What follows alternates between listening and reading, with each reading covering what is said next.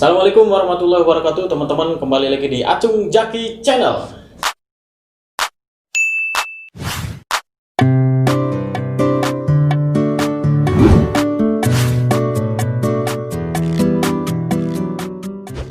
Teman-teman, kali ini kita bersama Kang Sunandar, pelatih Paskibraka Kabupaten Cirebon. Kang Sunandar, sehat Kang Sunandar? Alhamdulillah. Teman-teman, nanti kita akan ngobrol-ngobrol bersama Kang Sunandar seputar Paskibraka Kabupaten Cirebon. Namun sebelum berlanjut, untuk teman-teman yang belum subscribe, klik dulu subscribe dan nyalakan lonceng notifikasinya supaya teman-teman bisa mendapatkan update terbaru video di channel ini. Dan yang sudah subscribe, saya ucapkan terima kasih, mudah-mudahan kebaikan teman-teman dibalas oleh Allah Subhanahu wa taala. Amin ya rabbal alamin. Kang Sunandar, kalau proses untuk menjadi seorang paskibraka itu di Kabupaten Cirebon khususnya, prosesnya tahapan-tahapannya bagaimana, Kang Sunandar? Ya Pak, untuk di Kabupaten Cirebon sendiri, proses tahapan untuk menjadi paskibraka tingkat Kabupaten Cirebon, yang pertama mengikuti diklat, yang kedua praseleksi, dan yang ketiga tahapan terakhir seleksi. Berarti ada 3 tahapan kan ya? Tahapan. Yang pertama tadi itu Diklat. Diklat itu apa kan? Diklat itu pendidikan latihan dasar. Pendidikan latihan dasar berarti ditujukan untuk Siswa-siswi tingkat SLA SIL Kabupaten Cirebon. Oh, berarti khusus untuk tingkat SLTA saja, berarti Ya. SMA, SMK, dan Madrasah Aliyah mungkin ikut sertakan kan Anda ya? Berarti pendidikan latihan dasar itu tuh isinya tentang apa kegiatannya kan? Di pendidikan latihan dasar itu sendiri, isinya yang pertama biasanya yang sering kita lakukan, materi dari internalnya itu tentang pengetahuan kepaskibrakaan, dan dari luarnya pengetahuan tentang kenakalan remaja seperti apa, kemudian wawasan kebangsaan. Ada wawasan kebangsaan juga, berarti memang di-share didesain supaya siswa-siswi itu cinta tanah air ya kan ya. Betul. Kemudian setelah di klasar tadi itu praseleksi kan ya? Praseleksi itu berarti apa kegiatannya? Di kegiatan praseleksi itu sebagai gambaran ketika akan dilaksanakan seleksi nanti, yaitu pengukuran tinggi badan, kemudian berat badan, PBB, dan ada materi tambahan lagi di sela-sela waktu kegiatan tersebut. Apa kegiatannya? Materi tambahannya di sela-sela waktu yaitu materi baris per baris. Kalau kriteria untuk jadi paskibraka itu tuh ada standarnya kan? Ada standarnya Pak. Di Kabupaten Cirebon sendiri untuk standar menjadi calon anggota paskibraka, yang pertama tinggi badan. Tinggi badan ada standarnya? Ada standarnya. Berapa kan Anda? Untuk yang putra itu tingginya 165 minimal. Minimalnya. Untuk yang putrinya? Yang putrinya minimal 160 cm. 160. Itu tuh kemungkinan ada tidak perbedaan antara Kabupaten Cirebon atau dengan kabupaten yang lain untuk standarnya?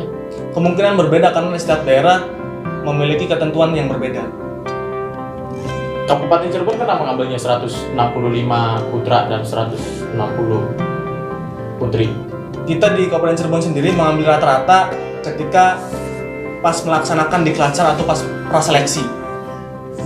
Rata-ratanya berarti. Rata-ratanya. Berarti rata-rata di Kabupaten Cirebon diambilnya 165 cm untuk putra, 160 untuk putrinya.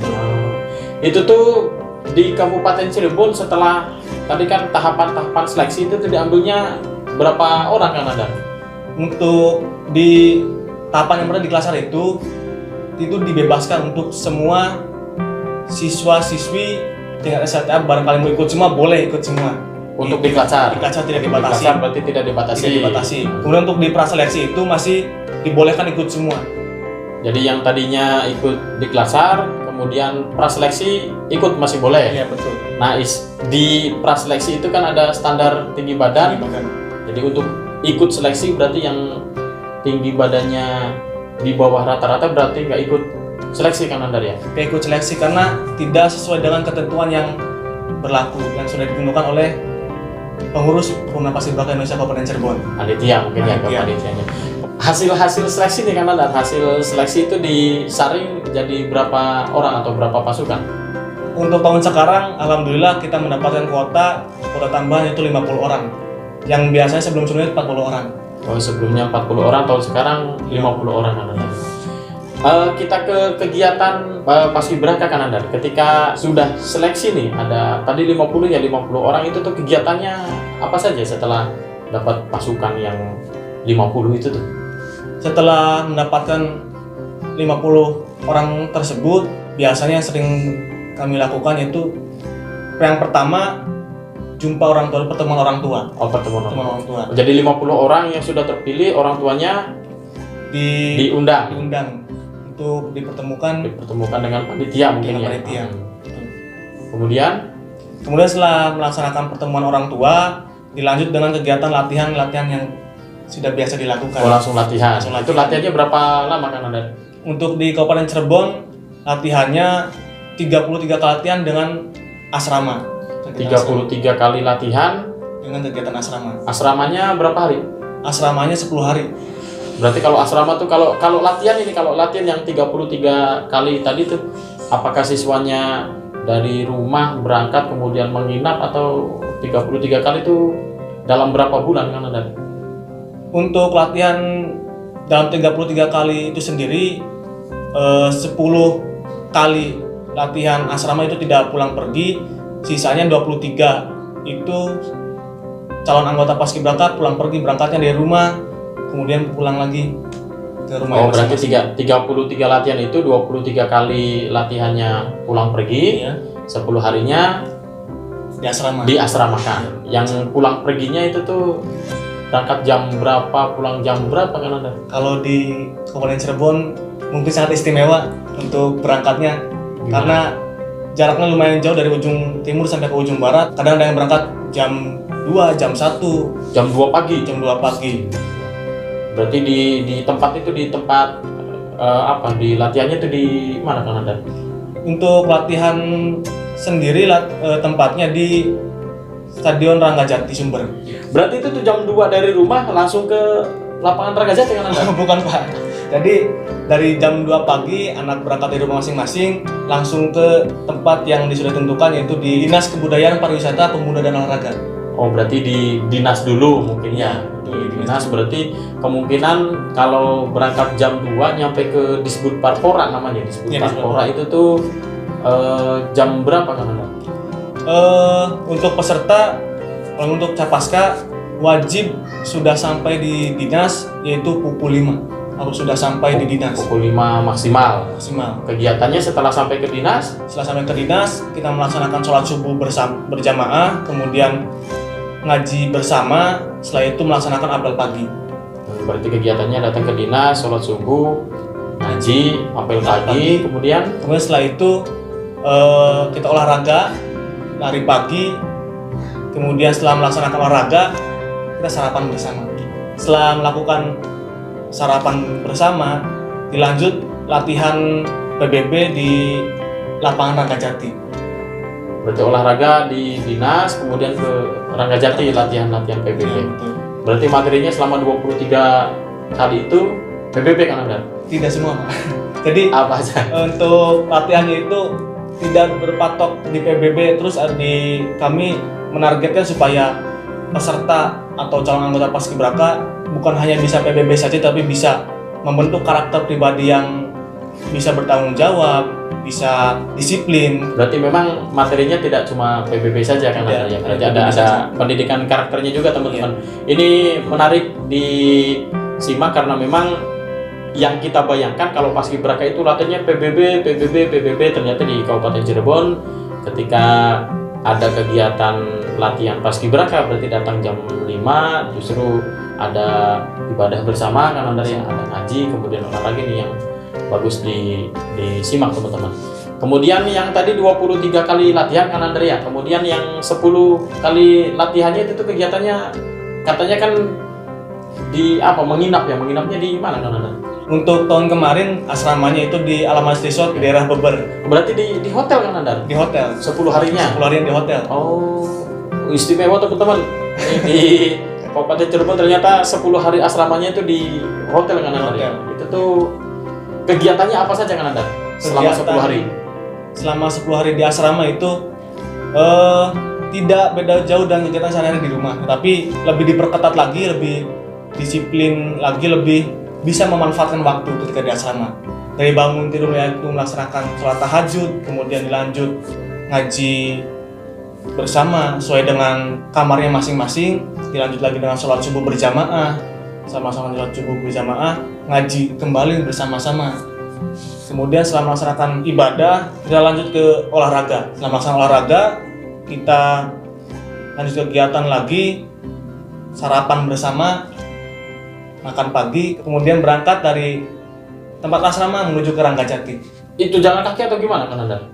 Diantar jemput. Oh, ada kendaraannya. Ada kendaraannya. Ayo teman-teman.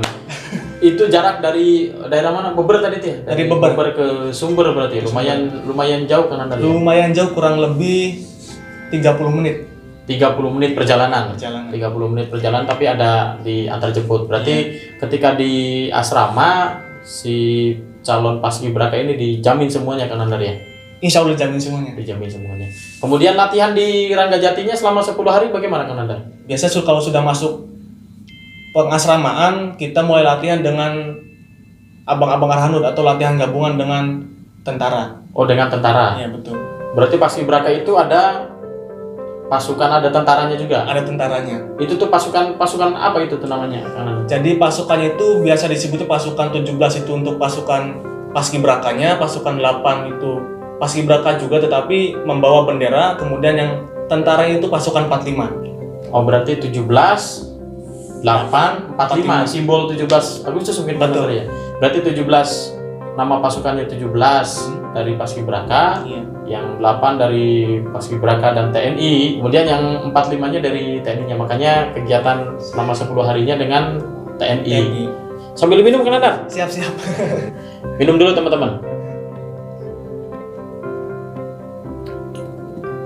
Nah, ini berkaitan dengan materi kan Anda. Di secara garis besar saja kan Anda minta dijelaskan materi pengibaran itu seperti apa kan Anda? Untuk materi pengibaran itu ada beberapa yang harus diperhatikan. Yang paling penting itu 10 tahapan pengibaran. Ada 10 tahapan pengibaran. Ada 10 tahapan pengibaran. Apa saja kan Anda? Yang pertama itu pengecekan tali, yang kedua lepas tali, yang ketiga bendangan tali kemudian lihat ke atas supaya tidak mengelinting tali yang di atas. Kemudian yang keempat menyerahkan tali dari pengerek ke pembentang. Yang kelimanya pengamanan, itu fungsinya ketika memasang ring dari tali ke bendera tidak terjatuh talinya. Kemudian setelah memasangkan ring dari tali ke bendera, yaitu penyerahan kembali. Yang tadinya tali dari pengerek ke pembentang diserahkan, kemudian dari pembentang ke pengerek diserahkan kembali talinya. Setelah itu pembentangan bendera. Setelah pembentangan bendera, tahapan berikutnya pengerekan. Setelah pengerekan yaitu pemasangan tali kembali. Itu tuh tahapan-tahapannya ya? Itu tahapan-tahapannya. Kan Anda nanti barangkali teman-teman bingung pengen tahu 10 tahapan pengibaran seperti apa, nanti kita ke lapangan praktek aja kan Anda ya? Siap. Teman-teman, setelah video ini nanti kita coba ke lapangan dari pelatih paskibraka Kabupaten Cirebon teman-teman. Nah, kemudian yang menarik kan Anda sekarang kan dengan situasi pandemi Corona, pandemi COVID-19 yang seperti ini, kegiatan-kegiatan untuk paskibraka seperti apa kan Anda? Untuk sementara kegiatan paskibraka itu sendiri karena kondisi masih seperti ini, kita masih belum bisa melaksanakan seleksi. Berarti tahun 2020 sekarang belum ada pasukan kan Anda ya? Belum, di Kabupaten Cirebon sendiri belum ada pasukannya. Padahal sih ini kan bulan Juni teman-teman ya. Biasanya bulan Juni itu sudah ada calon paskibraka. Ada calon paskibraka yang sudah mulai latihan biasanya. Sudah mulai latihan biasanya. Iya. Tapi di Klatsar dengan yang tadi praseleksi sudah kan Anda ya? Alhamdulillah sudah dilaksanakan, kegiatan Klatsar sudah dilaksanakan, praseleksi juga sudah, tinggal laksanakan seleksi saja. Tinggal seleksinya saja. Kemungkinan di Kabupaten Cirebon ada seleksi tidak kan Anda? Untuk di Kabupaten Cirebon sendiri, kita melihat situasi dan kondisi. Kalau situasi dan kondisi sudah memungkinkan, kemungkinan kita bisa melaksanakan seleksi. Jadi seleksi belum, yang seharusnya sekarang sih sudah mulai ke pelatihan ya kan Anda. Tapi karena ini COVID-19 teman-teman berpengaruh ke semua lini termasuk ke paskibraka yang seharusnya sekarang sudah ada latihan, tetapi karena memang terhambat sehingga mungkin dari pemerintah daerah juga tidak berani untuk melaksanakan seleksi kan Anda ya? Betul. Karena masih menunggu keputusan, karena masih menunggu surat keputusan dari pusat juga. Dari pusat dan dari provinsi mungkin kan Anda ya. Ini mudah-mudahan sih teman-teman COVID-19 si virus coronanya cepat berlalu, cepat pergi dari bumi Nusantara, sehingga termasuk untuk kegiatan-kegiatan Paskibra juga, untuk Paskibraka juga bisa berjalan kan Nandar ya? Betul. Kan Nandar, sebelum ditutup ini harapan teman-teman di pelatih Paskibraka dan panitia menyikapi pandemi COVID-19 yang seperti ini nih, apa harapannya teman-teman?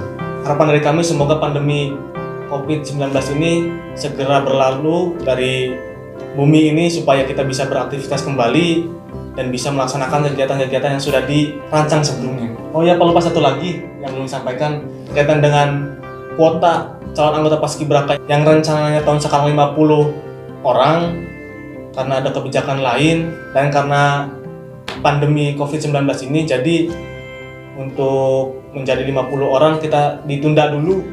Bukan tidak jadi, tapi ditunda dulu. Berarti yang awalnya tadinya di 2020 itu 50, betul. Jadinya ditunda. Sekarang tetap 40 lagi. Mudah-mudahan tahun depan 50. Mudah-mudahan. Dan untuk adik-adik peserta calon anggota Paskibraka tingkat Kabupaten Cirebon, tetap semangat, tetap jaga kesehatan, jangan lupa terus berlatih, semangat. Kan Nandar, sementara barangkali itu saja. Terima kasih atas waktunya di Acung Jaki Channel. Sama-sama. Mohon maaf sudah mengganggu waktunya, dan teman-teman, itu saja perbincangan kita dengan pelatih Paskibraka Kabupaten Cirebon. Mudah-mudahan apa yang disampaikan bisa bermanfaat. Mohon maaf apabila ada hal yang tidak berkenan. Akhirul kalam, wassalamualaikum warahmatullahi wabarakatuh.